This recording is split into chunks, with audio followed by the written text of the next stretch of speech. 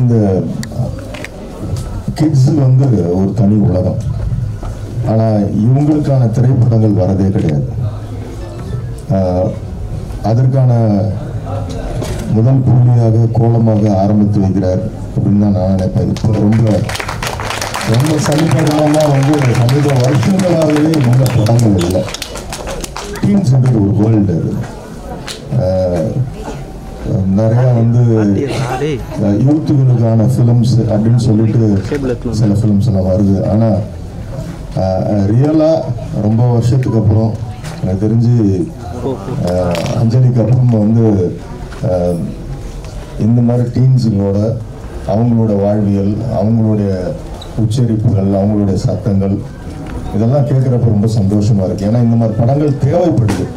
ரொம்ப கிளீஷேவாக ஒரே மாதிரியான ஆக்ஷன், வயலன்ஸு, வன்முறை, ரத்தம் போயிட்டு இருக்கிறப்ப குழந்தைங்களோட சத்தம், அவங்களுடைய அந்த வயதுக்கான அந்த பருவத்திற்கான அவங்களுடைய எண்ண ஓட்டங்கள், அவங்க எப்படி இருப்பாங்க அப்படின்ற நாமளும் இந்த முதல் பாதியிலே பார்த்தீங்கன்னா அந்த குழந்தைங்களோட 14வது தான் நானும் நடந்து போயிட்டே இருக்கேன். கூட சுவாரஸ்யமாக இருக்குது. அந்த இன்டர்வல் கார்டே வந்து இன்ட்ரெஸ்டிங்காக இருக்குது. கேட்க ரொம்ப ஒரு ஸ்ட்ராங் பிரெத் எடுத்துகிட்டு தான் உட்காந்துருக்கோம். அடுத்தது என்ன நடக்க போகுதுன்னு ரொம்ப சுவாரஸ்யமாக இருக்கும். சாரை பற்றி சொல்ல வேண்டியதில்லை. வித்தியாசம்னு சொன்னால் ரொம்ப வழக்கமாக பழைய வார்த்தையாகிடும். அவர் இன்னும் நாங்கள் வந்து புதிய பாதையில் அவர் எடுத்துக்கிட்ட அந்த பாதை இன்னும் தொடர்ந்து போயிட்டே இருக்குது. அதற்கு முடிவே இல்லை. God bless. ரொம்ப ரொம்ப லாஜிக்கலாக ஒரு காட்சியும் அழகாக இசை மூலமாய் முத்து கோக்குற மாதிரி கோத்து கொண்டு போயிட்டுருக்காரு நம்மளோட உணர்வுகளை. Very soulful music. ரொம்ப நீட்டாக இருக்குது. ஃபர்ஸ்ட் ஆஃப் எக்ஸ்ட்ரானரியாக கொண்டு போயிருக்கீங்க. Thank you so much. நீங்கள் வந்து அவருடைய பேரை மறந்தது நியாயமான விஷயம். எப்பவுமே நம்ம மெய் மறந்துடுவோம் ஒரு மியூசிக் கேட்டோம்னு. அப்படி மெய் மறக்கிற விஷயம் தான் திரு இமானுடைய இசையும். சைலன்ஸ் ஒரு சாருக்கு நன்றி. இங்கே டாக்டர் பிரபு சல்மான் சாரை மீட் பண்ண நான் எதிர்பார்க்கல. ப்ளசன்ட் சர்ப்ரைஸ் தான். அண்ட் டாக்டர் பார்த்திபன் சாரோட சேர்ந்து வேலை செஞ்ச இந்த திரைப்படம் ரொம்ப ஒரு முக்கியமான திரைப்படமாக என்னுடைய லைஃப்பில் இருக்குது. அண்ட் இந்த படத்தில் வேலை செஞ்சது ஒரு பெரிய அனுபவம். அண்ட் சாரோடைய அந்த ஒரு குவர்க் மைண்டுக்குள்ளே, அவரோட மைண்டுக்குள்ளே போய் அதுக்கு வந்து ஒரு பேண்டு வச்சு வாசித்த ஒரு ஃபீலிங் தான் எனக்கு இருந்தது. ஸோ அப்படி ஒரு ஒரு ஒரு ஒரு நல்ல எக்ஸ்பீரியன்ஸ். கடந்த ஒரு 8 months to 1 year இந்த ப்ராஜெக்டில் வந்து ஒர்க் பண்ணிகிட்ருக்கோம். ஸோ இந்த படத்தில் எல்லா பாடல்களும் சார் எழுதியிருக்காரு. ஸோ அவருடைய எழுத்துக்கும் வந்து இசை வடிவம் கொடுத்ததில் எனக்கு கூடுதல் சந்தோஷம். சார் சொன்ன மாதிரி இது ஒரு மோதன சக்ஸஸ் மீட் தாண்டி இது நல்ல ஒரு தேங்க்ஸ் கிவிங் ஒரு மீட்டாக தான் இது நாங்கள் பார்க்குறோம். இத்தனை குழந்தைங்க அவங்களுடைய எதிர்காலம், ஃபியூச்சர், ஏன்னா ஃபியூச்சர் ஸ்டார்ஸாக இவங்க எல்லாருமே இருப்பாங்க. இந்த 13 குழந்தைங்களும்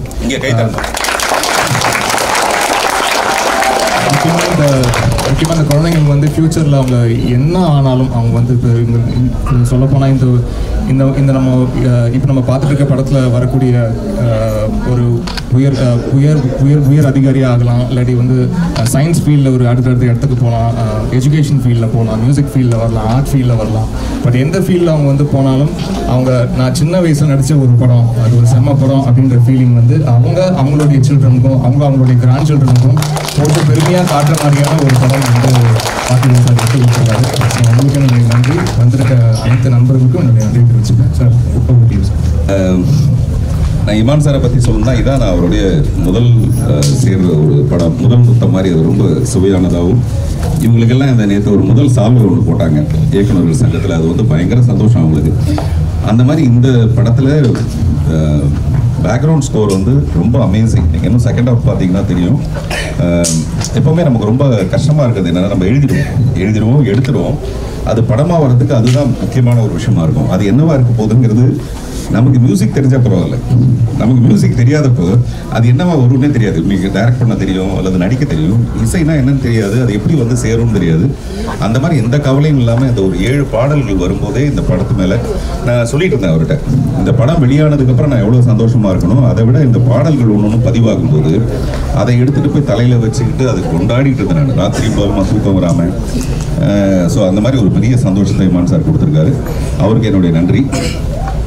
இதை ஏன் புத்திசாலித்தனமாக தேங்க்ஸ் கிவிங் சொல்கிறோம்னா, இந்த படத்தோட தயாரிப்பாளர்கள் ஒரு 4 பேர் இருக்காங்க. கால்டுவெல் வேல் நம்பி, பாலா சுவாமிநாதன், பென்சி ஸ்ரீனிவாசன், ரஞ்சித் தண்டபாணி அப்படின்னு ஒரு 4 பேர் இருக்காங்க. அவங்க 4 பேரும் என் மேலே ஒரு பயங்கர நம்பிக்கை வச்சு தான் இரவு நிலை எடுத்தாங்க. மறுபடியும் இந்த படத்தில் நான் இன்னும் பணத்தை திருப்பி கொடுக்கறதுக்கான விஷயம் வந்து இன்னும் வரல. அதனால முதல்ல தேங்க்ஸை கொடுத்துடலாமே, பணத்தை எப்போ கொடுக்கணும்னு தெரியல. அட்லீஸ்ட் சின்சியரான ஒரு தேங்க்ஸை மட்டும் முதல்ல சொல்லிடலான்னு. அதில் கால்வேல் வேல்கம்பியில் சொந்தக்காரவங்களும் எங்கள் திருச்சி இல்லை சேலத்தில் இருக்காங்க. அவங்கெல்லாம் படத்தை பார்த்துட்டு பிரமாதமான படம், குழந்தைங்களோட குடும்பத்தோடு பார்க்குற படம். நாங்கள் அதுவே ஒரு அட்வான்ஸ் மாதிரி நான் உங்களுக்கு திருப்பி கொடுத்தேன் இப்போதைக்கு நீங்கள் கொடுத்த படத்தில். ஸோ முதல் நன்றி வந்து அவங்களுக்கு. அப்புறம் இமான் சார் சொல்லிட்டேன், கேமிக்காரி அவர் வந்து இந்த படத்தை இவ்வளோ அழகாக ஒரு ஓவியம் மாதிரி ரொம்ப சிறப்பாக பண்ணியிருக்காரு. அவருக்கு என்னுடைய நன்றி. அப்புறம் இந்த தியேட்டர் எம்பி திரு சுரேஷ் அவர்கள், நம்ம ஏதாவது பேச்சில் அதை மறந்துடுவோம். என்ன பாரு விஷ்ணு, நான் உங்கள் பேரை சுரேஷ்னு மாற்றிட்டேன். விஷ்ணு அவர்களுக்கு நன்றி. அப்புறம் பிரபாகர் இந்த படத்தில் கடைசியில் வந்து வேலை செய்ய வந்து கை காட்டுறாரு பாருங்க, என்ன செய்ய கை கட்டுறது. அவருக்கு வந்து நிறைய ப்ரெஷர் நான் கொடுப்பேன். எனக்கு இருக்கிற பிபியில் முக்கால்வாசி பிபி அவருக்கு இருக்கிற அளவுக்கு ஏற்றி விட்டுருவேன். அதே மாதிரி ரொம்ப ரொம்ப முக்கியமான நன்றி வந்து கிருஷ்ணமூர்த்தி எங்க இருக்காரு? கிருஷ்ணமூர்த்தி சும்மா கை காட்டுங்க, கை கட்டுவாங்க. இந்த கைத்தட்டெல்லாம் அவருக்கு பத்தாது. ஏன்னா இந்த படத்தில் ஏற்பட்ட டெக்னிக்கலான நிறைய ப்ராப்ளத்தை எல்லாத்தையும் வந்து சால்வ் பண்ணது.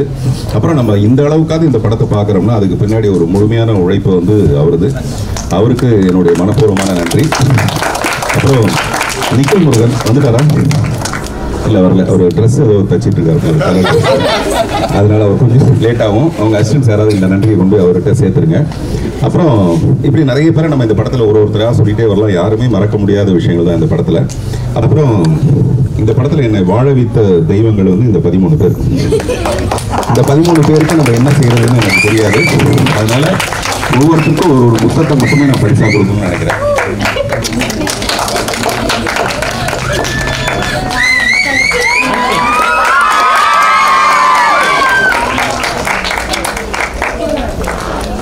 இந்த நேரத்தில் கொஞ்சம் கண் கலங்க.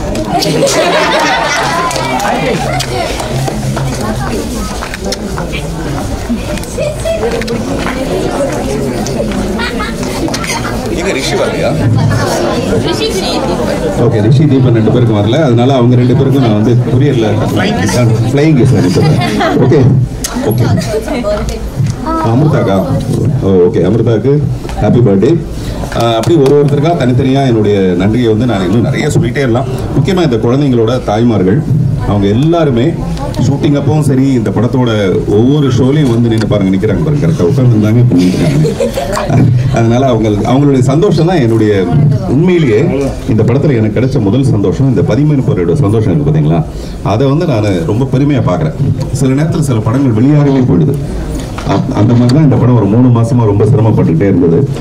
என்னுடைய ஆசைகள்லாம் என்னன்னா, இந்த முதல்ல நடித்த இந்த படங்களை, இந்த பசங்களுடைய படம் வந்து வெளியாகி அவங்க அதை ஸ்க்ரீனில் பார்த்தாங்கன்னாவே எனக்கு பல கோடி எனக்கு லாபம் கிடைச்ச மாதிரி. அந்த வகையில் இவங்க எல்லாரும் அவங்கள ஸ்க்ரீனில் பார்க்கறது. அப்புறம் அதுக்கு முன்னாடி இந்த படத்தோட நான் ரொம்ப நன்றி சொல்ல வேண்டிய ஒரு ஆள் இருக்காங்க. கேட்டுமா?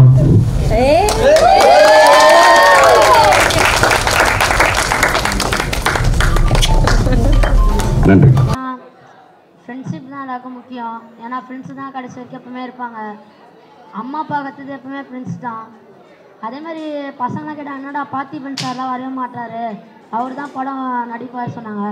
ஆனால் அவர் கடைசி சீன் செம்மையாக வந்தார். அந்த பசங்களை காப்பாற்றுக்காக ஒரு பையன் உள்ளே போனான். அந்த பையனும் கஷ்டப்பட்டு அம்மா அப்பா எல்லாம் போனான்.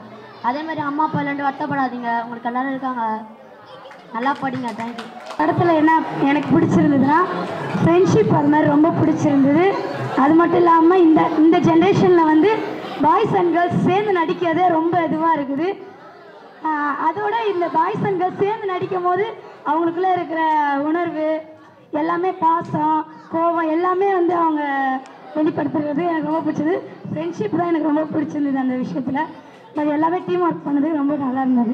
இந்த மூவியில் வந்துட்டு என்ன பிடிச்சிருந்ததுன்னா, இந்த டீனேஜில் வந்துட்டு எல்லாருக்குமே ஆர்வம் அதிகமாக இருக்கும், எல்லாத்துலேயுமே ரொம்ப எனர்ஜெட்டிக்காக இருக்கணும்ன்ட்டு. அந்த மாதிரி தான் இதில் இவங்களுக்கு இந்த ஆர்வம், அந்த பேயை போய் பார்த்தே ஆகணும், அவங்களோட அந்த பாட்டி கதையெல்லாம் உண்மையாக போய் அதெல்லாம் போய் பார்க்கணுன்னு நினச்சாங்க. அந்த ஆர்வம் ரொம்பவே அது ட்ரூ தான். அது எல்லாருமே செம்மையாக இருந்தது. இல்லவே இல்லை. அதே போல் இந்த மூவியில் வந்துட்டு என்னன்னா, ஒரு இது காமிச்சிங்க. ஒரு மரத்தாண்ட வந்துட்டு எலும்பு கூடுலாம் காமிச்சிங்க. பட் அது எதுக்குன்றது அது தெரியவே இல்லை. அது வேற லெவல் மூவி. ஃபர்ஸ்ட் நான் வந்து எல்லாருக்கும் தேங்க்ஸ் சொல்கிறேன். பிகாஸ் நான்லாம் பார்ப்போமோனே தெரியாது. எங்களுன்னு ரெஸ்பெக்ட் பண்ணி எங்களுக்கு இன்வைட் பண்ணி ஒரு பெரிய சர்ப்ரைஸே கொடுத்துருக்கீங்க. நான் வந்து டொன்போஸ் கான்வென்ட் சார்பாக நான் உங்களுக்கு வந்து தேங்க் பண்ணுறேன். நெக்ஸ்ட் இந்த படத்தை எனக்கு ரொம்ப பிடிச்சது என்னென்னா ஹியூமனிட்டி. நாங்கள் கண்டிப்பாக ஹியூமனிட்டியோட எல்லாரையும் பார்ப்போம். Thank you Ananda. First of all thank you to all. நான் வந்துட்டு இந்த மூவியில் வந்துட்டு சாக்ரிஃபைஸ் பண்ணணுன்னு கற்றுக்கிட்டேன். நம்ம அந்த பையன் ஐயங்காளியை எப்படி சாக்ரிஃபைஸ் பண்ணாங்க அவங்க ஃப்ரெண்ட்ஸுக்கோசரம், அந்த மாதிரி நம்ம சாக்ரிஃபைஸ் பண்ணணும் நம்மளை சுற்றி இருக்கவங்களுக்காக அப்படின்னு கற்றுக்கிட்டேன். எனக்கு வந்து இதில் ஐயங்காளின்னு சொல்லிட்டு இது பண்ணியிருந்தாங்களே ஒரு கேரக்டர், அதில் வந்து எல்லாருமே அவங்கள ஒதுக்கி வச்சுருந்தாலும் இப்போ ஃப்ரெண்ட்ஸுன்றது எல்லாருமே ஒன்றா இருக்கணும்னு சொல்லிட்டு அதில் காட்டியிருந்தீங்க. அது எனக்கு ரொம்ப பிடிச்சிருந்தது. அந்த படத்தில் ஃப்ரெண்ட்ஷிப் இஸ் கிரேட்ன்றது எனக்கு ரொம்ப பிடிச்சிருந்தது. தேங்க்யூ. எனக்கு பிடிச்சது என்னென்னா, இப்போ ஒவ்வொருத்தரும் சில பேர் முகத்தை பார்ப்பாங்க, சில பேர் என்னடா இவன் கருப்பாக இருக்கான், சிலரும் பார்சியாலிட்டி ரொம்ப காமிப்பாங்க. இந்த படத்தில் வந்து கற்றுக்கிட்டேன், முகம் நிறத்தெல்லாம் பார்க்கக்கூடாது, மனசு தான் பார்க்கணும்னு சொல்லிட்டு. எங்களுக்கு இங்கே கூப்பிட்டு வந்து படம் பார்க்க வச்சு எல்லாருக்கும் தேங்க்ஸ். ஃபஸ்ட்டு நம்ம வெற்றி பெறணும்னா ஃபஸ்ட்டு நம்ம தோல்வி பட்டிருப்போம். அந்த மாதிரி நான் இந்த படத்தில் நான் நிறைய விஷயம் கற்றுக்கிட்டேன். நம்ம ஃப்ரெண்ட்ஸு கூட இருக்கிறப்ப தான் எல்லாத்தையும் ஷேர் பண்ணிக்க முடியும். ஆனால் ஃப்ரெண்ட்ஸு கூட சேர்ந்து போகிறதும் நல்லதாக இருக்கணும், நல்ல விஷயத்தில் கற்றுக்கணும், நல்ல ஃப்ரெண்ட்ஸாக இருக்கணும், நல்ல விஷயத்துக்கு யூஸ் பண்ணிக்கணும். தேங்க்ஸ். எனக்கு இந்த படம் ரொம்பவே பிடிச்சிருந்தது. அதில் முக்கியமான சீன் பார்த்தா ஃப்ரெண்ட்ஸுங்க நிறையா இருந்தாங்க. ஒரு ஃப்ரெண்டு இல்லைனாலும் எல்லா ஃப்ரெண்ட்ஸும் துடிச்சு போனாங்க. ஃப்ரெண்டில் எப்படியாவது கண்டுபிடிக்கணுன்னு இந்த சயின்டிஸ்ட்டை பற்றி எப்படி சொல்ல, எப்படியாவது முயற்சி பண்ணி நம்ம தற்கொலையிலேயே இருந்தாலும் நம்ம ஃப்ரெண்டை கண்டுபிடிக்கணும்னு முயற்சி பண்ணாங்க. எனக்கு இந்த ஒரு விஷயம் புரிஞ்சுது, ரொம்பவே பிடிச்சிருந்தது. இந்த படம் நல்லா இருந்துச்சு. இந்த படத்தில் பிடிச்சது வந்து என்ன கற்றுக்கினேன் அப்படின்னா, மற்றவங்கள வந்து ஒரு மாதிரி பேசக்கூடாது. அவங்க கருப்பாக இருக்காங்க, அவங்க வந்து குள்ளமாகறாங்க, நம்ம ஃப்ரெண்ட்ஸ் மட்டும் தான் நம்ம கூட சேர்த்துக்கணும் அப்படின்னு சொல்லிட்டு நம்ம நினைக்கக்கூடாது. எல்லாருமே நம்ம ஃப்ரெண்ட்ஸ் தான் சொல்லிட்டு நினைக்கணும். ஸோ அதனால் எல்லாருக்கிட்டையும் ஜாலியாக பேசணும், எல்லோரும் நம்ம கேங்கில் சேர்த்துக்கணும். எனக்கு ரொம்ப பிடிச்சிருந்தது. ஹீரோ கேரக்டரும் ஹீரோயின் கேரக்டரும் ரொம்ப ரொம்ப எனக்கு அவன் நடிச்சிருந்து பிடிச்சிருந்துச்சி. அப்புறம் அந்த அக்காங்கெல்லாம் ரொம்ப பிடிச்சிருந்துச்சி. படம் நல்லா இருந்துச்சு. ஒரு பையன் வந்து அந்த படத்தில் என்ன பண்ணான்னா, எல்லோரும் தொலைஞ்சு போயிட்டே இருக்கிறாங்க. அப்புறம் என்ன பண்ணான், அவன் டெஸ்ட் பண்ணான், போயிட்டு ஒளிஞ்சிக்கிட்டு மற்றவங்களை தேட வச்சான். ஆனால் அவங்க ஃப்ரெண்டுங்க என்ன பண்ணாங்க, வந்து டக்குன்னு தேடுறாங்க. அவன் சொன்னான், நீ ஏன்டா இங்கே வந்து ஒளிஞ்சிருக்க? இல்லைடா, நானும் எல்லோரும் தொலைஞ்சு போயிட்டே இருக்கிறாங்க, அப்போ நான் தொலைஞ்சா நீங்கள் வந்து தேடுவீங்களா அப்படின்னு நான் டெஸ்ட் பண்ணேன். டெஸ்ட் பண்ணக்கூடாது. நம்ம ஃப்ரெண்டுங்க எல்லாமே அவங்க நம்ம அழுதாலும் ஒரு கஷ்டத்துலாம் ஜாலியாக இருந்தாலும் ஷேர் பண்ணிப்பாங்க, அதுமாரி தேடுவாங்க. அந்த நம்பிக்கை தான் ஃப்ரெண்ட்ஷிப். எனக்கு இதில் பிடிச்சிருந்தது இவங்க எல்லோரும் மொத்தமாக ஒரு டீமாக இருந்தது. எனக்கு இதில் ரொம்ப பிடிச்சிருந்தது.